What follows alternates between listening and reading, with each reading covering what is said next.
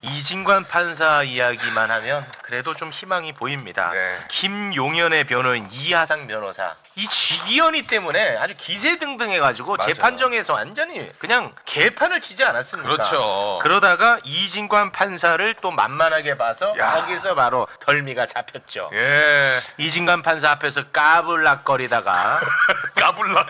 감치 15일을 받았어요. 예. 그런데 이 집행이 안 됐었네. 집행이.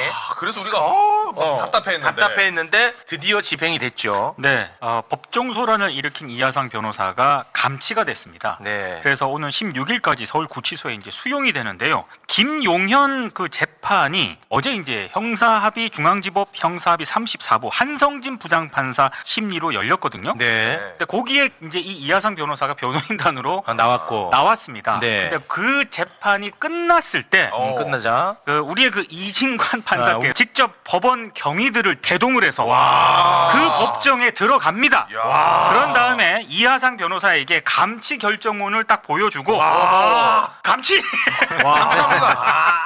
바로 그냥 법이 살아있음을 보여줘야죠. 그렇죠. 그 이하상은 이렇게 갖고 이제 그러면 들어간 거죠. 깜빵에. 들어갔습니다. 예. 한 명이 더 있잖아. 그렇습니다. 한 명이 더 있는데 예. 권우현. 권우현 권우현. 판사인데 이 권우현 판사는 어제 법정에 변호사. 나오지를 않았어요. 변호사. 그래서 이제 감치를 피했는데 근데 권우현 변호사도 어차피 김용현 변호인단에 지금 들어가 있거든요. 네. 그러면 김용현 씨가 아무래도 재판을 공판을 받을 때 이제 권우현 변호사도 나와야 되지 않겠습니까? 네. 그러면 이제 또 감치 명령을 내리지 않을까? 예. 근데 권우현 변호사는 이하상 변호사보다 5일이 더 많아요. 그렇습니다. 예. 협박성 발언까지 협박성 발언까지 더해져가지고 해가지고. 그래서 총 20일 살아야 됩니다. 그렇습니다. 네. 권우현 이번 겨울 휴가는 깜빵에서 네 권우현. 그래서 이제 경찰 수사도 지금 받고 있거든요. 아, 그래요? 예, 왜냐면 이거는 그냥 감치고 그 당장 지금 법정 모욕. 법정에서 지금 소란을 그렇죠. 끼치니까 요거는 격리시켜야 되기 때문에 이제 그건 감치고 죄로 죄값을 치러야 돼. 네. 경찰 수사되고 있고요. 그리고 변호사로서 변호사 협회에서 징계 절차 지금 추진되고 있고요. 이제 시작도 안 했습니다. 정확합니다. 네. 예. 변호사 협회에서는 좀 이게 제대로 좀 징계가 나와야 될 것 같은데. 검찰에서 이제 징계 요구를 했었고, 그죠? 네. 징계 요구를 지난 1월달에 했기 때문에 이제 변협에서도 절차를 좀 준비하고 있지 않을까 싶고요. 작년 11월 19일날 사실 감치 명령을 했는데 한참 지나서 이제 끝까지 이걸 놓치지 않고 네. 찾아간 거예요. 와, 직접 사실- 갑니까 근데? 사실 저도 이런 경험을 해본 적이 없어서 대단하다는 생각이 좀 들었고요. 네. 어쨌든 그 당시에 이제 하루를 갔다가 나왔잖아요. 맞아요. 14일이 남은 이제 거고. 14일 살아야 돼. 예, 예. 좀 굉장히 좀 이례적이지만 이진관 부장의 어떤 그런 집념을 좀 엿볼 수 있는 대목이다 그렇습니다. 이렇게 생각이 듭니다. 네. 아 이진관 판사는 진짜 대한민국의 보수가 아닌가 그런 생각. 진짜 법대로 하고 있어요. 진짜로. 법대로. 네. 법대로 감치 명령을 하고 집행을 위해서 본인이 직접 법정 경위를 대동해서 갔다는 거는 원래 법에 딱 그렇게 하게 돼 있거든요. 그러니까 그게 만약에 안 되고 어디 딱 바깥에 돌아다니면 경찰관한테 또 협조 공문을 보내고 막 이렇게 해야 되는데 네. 딱 왔을 때 그냥 맘먹고 가서 집행. 아. 법대로 하는 거야. 이진관 판사 같이 자기 역할만 제대로 수행하는 대한민국이었다면 아, 그럼요. 오늘날 이런 일은 없죠. 법대로만 하면 누가 뭐라고 법대로 하냐고. 하면. 네. 두 가지 원칙을 한 것 같아요. 감치 명령 그것도 법대로 원칙대로 해당 사항이 있어서 한 거고 또 이제 흐지부지 넘어갈 수도 있는데 그렇죠. 또 법대로 원칙대로 집행을 해버려요. 그렇습니다. 이 두 가지 원칙을 분명하게 좀 실현해서 네. 법정에서 이런 일들 재발되지 않도록 네. 그냥 기준을 세운 것 같습니다. 그렇습니다. 자, 저희가 2차 종합특검 후보 추천과 관련해 가지고 이슈로 다뤘었는데 저희가 뭐 누구라고 말씀은 안 드리겠지만 어제 이제 출연하신 분한테 이분들은 어떤 분들인가요? 물어봤더니 이분들은 좀 궁금하네요. 와 누군지 궁금한데요? 그게 논평이었거든요. 그래가지고 좀 어제 하루 종일 좀 찝찝했는데 오늘 세 분께 다시 한번 좀 부탁을 드리겠습니다. 추천 후보자 두 분 다시 한번 좀 보여드릴까요? 자, 2차 종합특검 후보 민주당에서는 전준철 변호사를 추천했고 조국혁신당에서는 권창현 교수 판사 네. 출신 한 그리고 명은 검사 출신, 그렇죠. 한 명은 판사 출신. 여기에 대해서 좀 어떤 분들인지 궁금해갖고 여쭤봤는데 저희는 와 이거 궁금하네요. 라고 누군지 말씀드리긴 좀 그렇습니다만 논평이 그러했습니다. 예. 찾아보면 다 나올 것 같은데. 그럼 뭐 모르는 거 없으시잖아요. 최강은 모르는 게 없어. 그러니까요. 사람도 다 알고 뭐 아무튼 모든 분야를 다 깨고 있어. AI. 네. 그거 아니고 저 권창영 변호사님은 제가 잘 모르고요. 네. 전준철 변호사는 검사 시절에 꽤 유명했던 그러니까 이제 중앙지검 반부패 부장을 하면서 결국 거기는 사표를 내게 되는데 그 채널A 사건 수사하다가 아, 그 저하고 좀 관련이 있어서 아는 거죠. 그렇죠. 그거 하려다가 이제 열심히 하다가 윤석열한테 찍혀가지고 아, 네, 그게 이제 그 전까지 사실 수사 능력도 인정받고 나름 잘 나가는 검사였는데 아, 그 바람에 이제 칼을 맞고 그냥 아. 사표 내고 나가게 돼 있었는데 그 전현직 검사들이 굉장히 그 능력을 아까워했었어요. 굉장히 괜찮은 사람이다. 아, 그랬어요. 그래서 제가 처음에 전준철 나오는데 내가 어디서 많이 들어봤는데 했다가 생각해 보니까 그 사람이었더라고요. 아, 권창영 교수는 이제 노동법 분야에서는 좀 유명해요. 그렇더라고요. 네, 제가 이제 노동 그 예. 변호사로서 좀 활동을 했었기 때문에 저분이 어떤 특징이 있냐면은 그 가압류 가처분 이거를 갖다가 이제 그 법률 서적을 굉장히 두꺼운 서적을 그리고 이제 법률가들이 많이 보는 서적이에요. 유명한 그 책을 써요. 그리고 중대재해 관련해서 새로 중대재해법 시행되면서 그걸 집중적으로 연구합니다. 네. 또 선원법이라는 분야가 있어요. 그 분야에 대한 책을 또 써요. 네. 그러니까 뭐냐면은 한 가지에 집중했을 때 그것을 엄청나게 집중력 있게 이제 파고듭니다. 근데 저는 2차 종합 특검에서 요구되는 어떤 역량이나 이런 특검에게 집념. 요구되는 지점이 이제는 한번 그 걸렀잖아요. 네. 남은 부분들에 대해서 집요하게 집중력 있게 해야 되거든요. 그런 부분에 있어서는 좀 부합한다라는 생각이 들고 역량도 어쨌든 판사 출신이고 법리에 밝고 실무도 굉장히 오래 했거든요. 나와서 네. 판사하고 뽑고 나와서 네. 그런 부분에 이제 역량이 있다 보고 이 전준철 이분도 이제 특수 분야에서 이제 주로 했었고 마지막에 이제 중앙지검 반부패 1부장 전국의 이제 특수 선임부장 역할을 하면서 수사 능력은 분명하게 좀 인정받은 것 같고요. 네. 근데 검찰에 혹시 우호적이거나 그럴 또 우려가 뭐 있죠. 이럴 우려 제기가 되고 있는데 사실 뭐 그렇게까지 우려할 만한 인물은 아니기 때문에 민주당이 좀 추천을 한 것으로 보입니다. 예. 네. 3대 특검에서 규명되지 못한 의혹을 수사할 2차 종합특검의 특별검사가 이번 주 임명됩니다. 더불어민주당은 전준철 변호사를, 조국혁신당은 권창영 서울대 겸임교수를 각각 추천했습니다. 김다현 기자입니다. 2차 종합특검법이 국회 본회의 문턱을 넘은 지 17일 만에 특별검사 추천이 완료됐습니다. 민주당에서 1명, 비교섭 단체 중 의석수가 가장 많은 단체, 즉 조국혁신당이 1명을 추천할 수 있는데 먼저 민주당은 검사 출신인 전준철 변호사를 낙점했습니다. 한양대 법학과를 졸업한 전 변호사는 사법연수원 31기입니다. 대전지검과 수원지검 특수부장을 거쳐 서울중앙지검에서 반부패 수사부장을 지낸 이른바 이성윤 사단으로 16년 검사 생활을 마치고 2021년부터 형사전문 변호사로 일하고 있습니다. 조국혁신당의 선택은 권창영 서울대 법학전문대학원 겸임교수입니다. 권 겸임교수는 서울대 물리학과를 졸업한 뒤 사법연수원을 28기로 수료했고 서울행정법원과 서울서부지법 등에서 18년 동안 법관으로 재직했습니다. 대법원 노동법 실무연구회 편집위원과 해양수산부 중대재해자문위원회 위원장을 역임한 노동법 전문가로도 꼽힙니다. 학구적이면서 실무에서는 강직한 면모를 가지신 것으로 정평이 나 있습니다. 둘 가운데 1명이 특별검사가 돼 최대 251명인 수사 인력을 이끌고 20일간의 준비기간을 포함한 최장 170일간 수사에 나서게 됩니다. 선택은 이번 주 이재명 대통령이 합니다. 민주당 1명, 조국혁신당 1명 이렇게 추천은 있었고 3일 이내 대통령이 그중에 1명을 임명하게 되어 있습니다. 앞선 3대 특검에서 다루지 못한 노상원 수첩 관련 의혹 등 17개의 사안이 수사 대상인데 특검 전국이 장기화하면서 여의도에선 지방선거 손익계산이 분주합니다.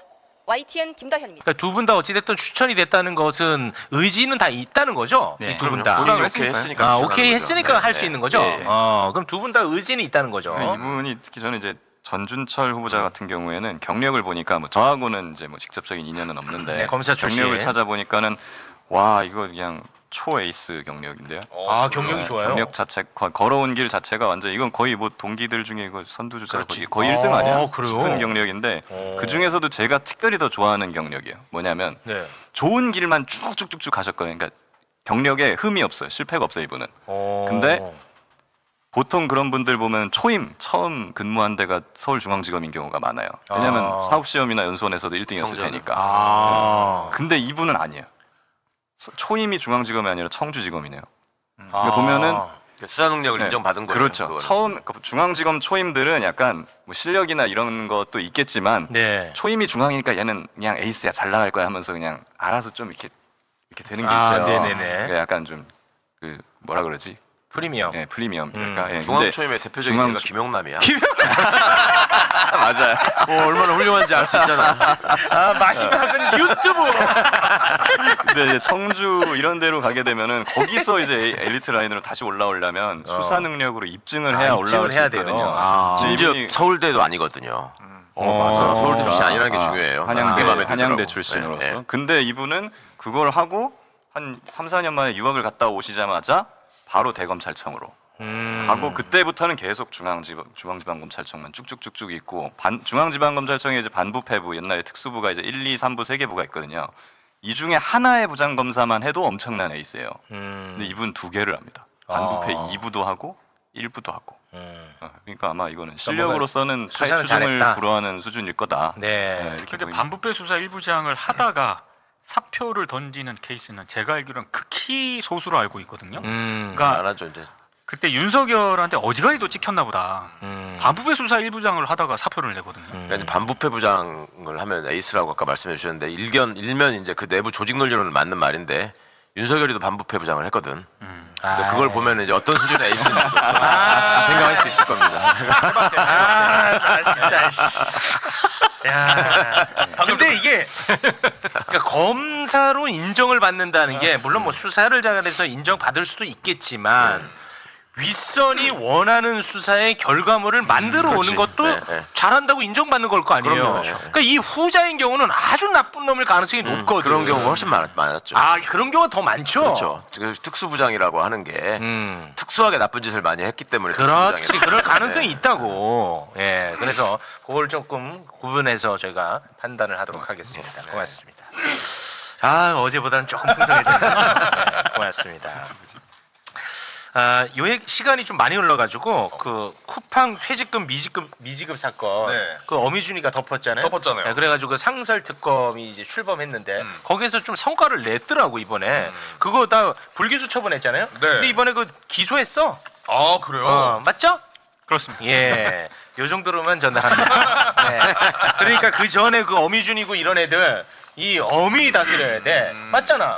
아 근데 특검팀에서 이렇게 언론 공지로 냈네. 수사 결과 인천지검 부천지청 어미준이 있던 거기서 혐의 없음 의견 냈는데 그거와 달리 피의자들 혐의 입증할 만한 다수의 증거자를 확보했다. 그러니까 우리도 다 다뤘던 내용이야. 맞아요. 요즘에 특검이 너무 많다 보니까 사람들이 이름을 잘 몰라요. 아, 이건 상설 특검. 그러니까 상설 특검이 누군지 모르시는 분들이 많더라고요. 이름 하나 정도는 불러줘도 되지 않을까 하는. 안권석. 특검의 이름 안권석. 네. 술 먹을 때 이제 안권하면 섭하지 뭐 이러면서 이제. 아니, 제가 말한 게 아니고 그분이 그 특검이 자주 하는 말이에요. 아 실제로? 네, 아는 그분이. 분이에요? 제가 초임 검사 갔을 때 네. 그 초임 검사를 가르친 법무연수원이라고 있어요. 그 용인에 그 네네. 용인 분원장을 하시던 분입니다. 그런 얘기를 직접 하는 걸 들었어요? 예, 저한테 하시더라고요. 그래요? 그래서 그냥 좀 수사만 하세요 앞으로는. 네, 애들 치지 마시고 수사만 하세요. 애들이면 내가 할 테니까. 아 재미가 없으시네. 참고로 해병대 출신입니다. 아 출신이요. 오 훌륭하네. 갑자기 그렇습니다. 오 훌륭하신 분이네. 한번 체크를 해야죠. 자, 요즘 이제 국무회의가 굉장히 그 재미있는 장면들이 많고 네. 의미 있는 장면들이 많은데요. 요 얘기 잠깐 좀 해보도록 하겠습니다.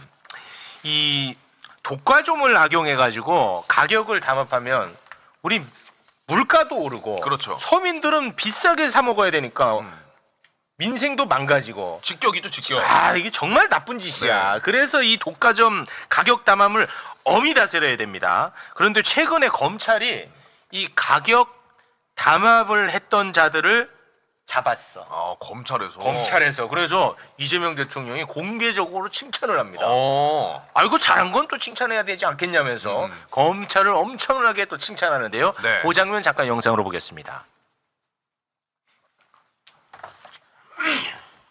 소리가. 소리. 예. 예, 다시 볼게요. 네. 다시 보도록 하겠습니다. 자, 공개적으로 검찰을 칭찬을 했는데요. 준비됐으면은 근데 진짜 담합하는 거 자체가 어쨌든 짬짬이로 가격을 올려버리면 팔 때 그냥 올린 걸로 팔아버리는 거죠. 그렇지. 아 그럼 우리는 그냥 사실 담합인 걸 모르고 그냥 그렇지. 상황도 있는 거고. 그렇습니다. 근데 이번에 그 52명을 기소를 했어요. 검찰이. 꽤 많네. 엄청난 규모로 또 이번에 기소를 했습니다. 담합 규모만 10조 원. 아, 이득 본 게. 담합 규모가 10조 원. 자, 이게 칭찬받아 마땅하지. 네. 잠깐 좀 보겠습니다. 요새 대한민국 물가가 전 세계에서 가장 높은 축에 속하는데 뭐 여러 가지 이유가 있겠지만 뭐 부동산도 한 원인이겠고 또 하나는 이게 독과점적 지위를 남용해가지고 그 과도하게 높이 가격을 책정하는 것도 한 원인인 것 같아요. 똑같은 조건에서 외국보다 우리나라가 훨씬 더 비싼 거 이해하기 어렵죠. 그런데 이게 검찰이 민생사범 단속을 잘 해가지고 상당한 성과를 냈는데 정말 잘하셨습니다. 네. 근데 이게 굉장히 이상한 법이 있더라고. 이런 거 빨리 잡아야 될 거 아니야. 당연하죠. 잡아갖고 처벌해야 앞으로 담합 안 하지 않겠습니까? 그렇죠. 그런데 이 공정거래법이 아주 특이하더라고. 요런 현행법상 독점, 불공정거래, 담합 이런 거와 관련해 가지고는 아무나 고발할 수가 없어요. 내가 일반 시민이 알았는데도. 알았어. 야 이거 이 담합이네. 네. 이 심각하네. 그럼 너가 어디에 고발하면 되잖아. 신고해야죠. 네. 못해. 그거는 반드시 공정거래위원회에서만 할 수가 있어요. 그 이상하더라고. 그래야 그게 접수가 되는 거예요? 예. 아니 거기만 할 수 있어. 그래서 이게 굉장히 독특하더라고. 그 이야기를 이제 국무회의에서 나왔는데 이거 이상하다. 빨리 좀 바꿔라라고 또 지시를 합니다. 그 장면 이어폰 껴주시고 함께 보겠습니다. 그런데 예를 들면 밀가루나 설탕 이런 거는 중소기업하고는 관계가 없고 일반 소비자가 피해를 보는데 소비자들은 그 비싼 빵 먹었지 않습니까? 이때까지. 맞습니다. 근데 그 소비자들은 그걸 알아도 고발도 못 한다는 거 아니에요? 왜 고발을 꼭 해야 됩니까? 그러니까 이 공정위 권한이 너무 커요. 뭐 전속 고발을 폐지하든지 일정 숫자 이상의 국민들한테 고발권을 주든지 뭐 그렇게라도 좀 풀어야지. 이거를 다 위반하는데 이 중에 미운 사람 뭐 특별히 이유 있는 사람 거기만 고발해서 처벌하고 나머지는 해당도 그게 말이 됩니까? 그게 정상 사회가 아니죠. 하여튼 지금 현재 공정위에서 고발권을 확산시키는 방향으로 지금 저 제도 개편안을 만들고 있습니다.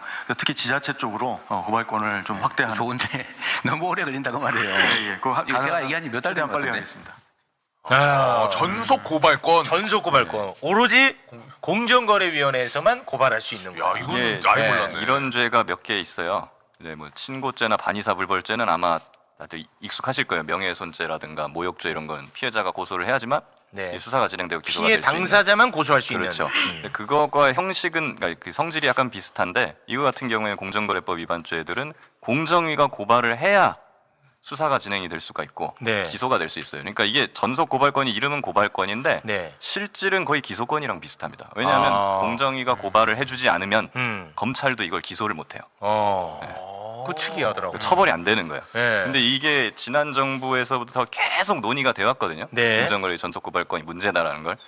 절대 폐지가 안 됩니다 이게. 그거 왜 그래? 공정위 공무원들 입장에서 한번 생각해보세요. 이게 권력이니까. 우리가 고발을 안 하면은 삼성이고 SK고 대기업들이 처벌을 안 받는 거예요. 그렇지. 엄청난 권력이야. 그래서 실질적으로 공정위에서 어떤 일이 벌어지느냐? 공정위가 먼저 수사하지만 조사에 착수를 합니다. 그 다음에 이제 고발 여부를 결정을 하는데 조사 착수하면서 대기업 임원들이랑 다 불러서 뭐 이렇게 얘기하고 하면서 한 다음에 마지막에 이거는 해야 되겠네 하면 고발하는 거고. 근데 여기는 좀 그래도 뭐 좀 아무리 담합이나 이런 거 했어도 국민 피해가 좀 경미한 것 같아. 라고 결론을 내리면 그냥 고발 안 하고 봐주는 거예요. 이거의 가장 큰 문제는 변호사들이 이제 잘 알죠. 그 공정위 공무원들이 대형 로펌에 스카웃이 많이 됩니다. 그렇겠네. 요거 때문에 그런 거예요. 요거 때문에 그렇죠. 요거 때문에 그런데 그런 거 있어요. 우리가 전관 예우라고 흔히들 말하는 전관 특혜와 관련해서 뭐 전화 한 번 해주고 1억 받았다 뭐 이런 소리 하잖아요. 그렇습니다. 그런 게 이제 전관 특혜가 일반적으로 판사 검사 출신들이 그게 가장 심각하다고 알려져 있는데 실제 실상에서 시장에서 돌아가는 거 보면 그 단가가 국세청 정관이 훨씬 높고요. 법원 검찰보다. 생각해보세요. 세금 세무조사 나왔을 때 세금 깎아주는 건 바로 현금이 오고 하는 거예요. 그게 높아. 국세청이. 그 다음에 그보다 더 높은 게 공정이에요. 그보다 더 높아요? 공정위는 한 번 맞으면 수십억이기 때문에 이게 세금은 몇 억 이렇게 되는 거고. 그러니까 공정위가 단가로 따지면 이 공정위가 대형 로펌에서는 공정위 사건 팀이 공정거래 팀이 굉장히 그 안에서 매출을 많이 올리는 팀이고요. 대박이다. 그다음에 이제 이 제도적으로 좀 말씀을 드리자면 더럽다. 진짜. 내가 이 사람들 시장까지 어지럽혀서 좀 그렇긴 한데 1980년 12월 말에 이게 제정이 돼요. 1980년 12월 31일 마지막 날. 그때 제정된 법이야. 공정거래법이라고 하는 게 공식 명칭이 독점 규제 및 공정거래에 관한 법률이거든. 근데 이거에 의해서 그때부터 전속 고발권이 여기 부여돼 있어요. 그때 시작할 때부터. 근데 이거를 계속 이제 뺏으려고 하는 대표적인 기관은 검찰이고. 왜냐하면 밥그릇이야. 그렇죠, 권한 그렇죠. 이전에 나가서 아유 이게 우리가 먹을 수 있는 건데 왜 니네가 그렇죠. 나 뺏어 먹어 이런 네. 생각이 있는 게 현실이었고 그럼에도 불구하고 이게 유지가 됐던 거는 애초에 이게 왜 1980년에 시작될 때 여기 뒀느냐 이거 국회에서 만든 법이 아니에요. 80년 12월 31일이면 전두환이가 만들었던 국가보유 입법회의에서 만든 법이에요. 아 그래요? 국보유 입법회의 쿠데타 이후에 80년 12월 31일에 그때 통과시켰던 법일 텐데 그러면 대기업의 재벌의 의중이 굉장히 많이 반영될 수밖에 없고 학문적인 이유는 뭐냐면 이거를 고발권을 전속 고발을 안 하면은 경쟁 업체가 아무나 다 걸어가지고 옛날에 이제 삼성전자, LG전자가 텔레비전 뭐 가전시장을 놓고 싸울 때 네네네. 서로 고발해가지고 저거 독점이다, 담합이다 이렇게 해버리면 네네네. 또 건설회사도 그러면은 경제가 혼란해지지 않냐 이런 명분이 하나 있었고 네, 또 하나는 이거는 시장 질서를 저해하는지를 판단해야 되기 때문에 그거는 단순히 법적인 잣대로 형벌의 잣대로만 볼 게 아니라 전문성이 있어야 된다. 경제 상황이나 이런 것과 관련해가지고 봐야 된다. 그럼 당연히 친기업적인 시선이 들어가겠죠. 경제 상황 어쩌고 하면 우리는 항상 네네. 재벌 중심으로 맞습니다. 생각해 왔으니까. 네. 그리고 이제 또 하나가 반드시 이거를 형사처벌을 하기보다는 과징금이나 이런 걸로 해서 제대로 할 수 있게 유도하는 행정처분이 더 낫다. 이런 명분도 있었어요. 근데 현실적으로 대통령이 그걸 많이 지적하시잖아요. 그래서 과징금 얼마 때리는데 네. 너무 작다. 너무 적어. 늘 얘기하잖아요. 네. 그거 지금 이제 고쳐봤자 소급도 못하잖아. 이런 얘기도 국무회의 때 맞습니다. 대통령이 하시고 그랬거든요. 네. 그러니까 그때 그렇게 해놓고 이걸 과징금도 올리지도 않고 행정처분으로 상당 부분 빼주고 고발도 안 하고 뭐 이런 일들이 있어 오니까 이제는 그렇게 하지 말고 다른 데서 공정위에다가 이제 딴 데도 다 수사를 직접 인지해서 할 수 있게 하고 고발도 받을 수 있게 하자라고 하니까 공정위가 그때마다 타협책으로 내세운 게 고발 요구권을 주겠다. 그러니까 나한테 우리가- 요구해라. 나한테 요구해라. 그러면 내가 생각해보고 고발하겠다. 이렇게 했는데 이제 검찰이나 경찰은 항상 그거를 이제 불만스럽게 얘기했지. 요구하면 바로 그거 하는 게 아니라 그걸 검토한다고 또 시간 끈다. 그러면 이제 그 사이에 공정위 정관들은 또 뭐 이거 뭐 그렇겠죠. 이런 게 또 생기는 거 이런 거죠. 이 매우 심각한 문제였네. 사실 금액적으로 보면은요. 제가 있는 소속 펌에도 사실 전관분들이 많잖아요. 법원장 출신 전관이 있어요. 착수금 얼마 받을 것 같아요? 법원장 판사? 네, 판사. 착수금?